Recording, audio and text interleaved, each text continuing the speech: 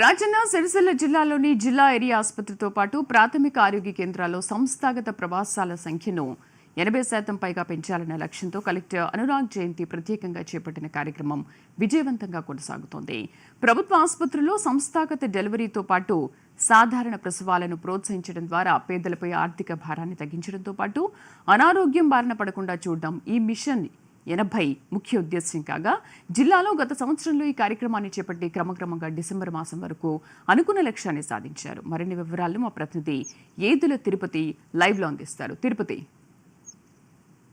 విజయలక్ష్మి, రాజన్న సిరిసిల్ల జిల్లాలో అన్ని ప్రభుత్వ ఆసుపత్రుల్లో 80% ప్రసవాలు ప్రభుత్వ ఆసుపత్రుల్లో జరగాలన్న లక్ష్యంతో కలెక్టర్ అనురాగ్ జయంతి మిషన్ 80 కార్యక్రమానికి రూపకల్పన చేసి అమలు చేస్తున్నారు.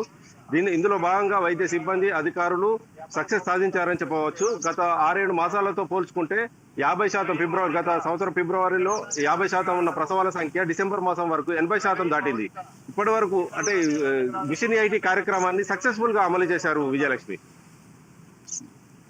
తిరుపతి అంటే ఈ మిషన్ 80 ముఖ్య ఉద్దేశం కాగా అంటున్నారు కాబట్టి అసలు ఆ సంవత్సరంలో ఎన్ని డెలివరీలు చేయాలని ఒక ఉద్దేశంగా పెట్టుకున్నారు?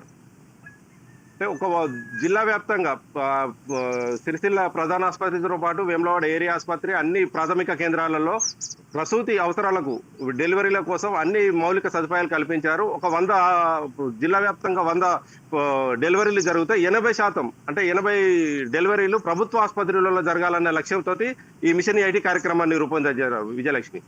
తిరుపతి, దీనికి సంబంధించి అధికారులు ఎలాంటి చర్యలు తీసుకుంటున్నారు, ఎలాంటి జాగ్రత్తలు చేపట్టారు?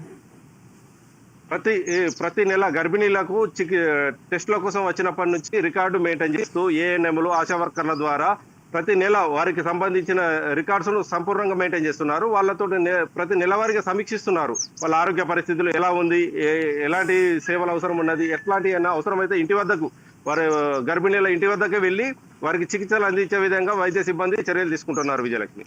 సో దీని పట్ల ప్రజల స్పందన బాగానే ఉందంటారా? చాలా ఉంది విజయలక్ష్మి. ప్రజలు అంటే ఒకప్పుడు ప్రైవేట్ ఆసుపత్రికి ప్రభుత్వ ఆసుపత్రికి రావాలంటేనే ఆలోచించే పరిస్థితుల నుంచి ఇప్పుడు ప్రభుత్వ ఆసుపత్రికి వెళ్లాలనే స్థాయికి చేరుకున్నారు. ప్రైవేట్ ఆసుపత్రులలో సేవలకు ధీటుగా దానికి మించి స్థాయిలో ప్రభుత్వ ఆసుపత్రులలో వైద్య సేవలు అందిస్తున్నారు. వాళ్ళకి అన్ని రకాలుగా చాలా గర్భిణీలు చాలా సంతృప్తితో ఉన్నారు Vijayalakshmi. Right Tirupati, thank you.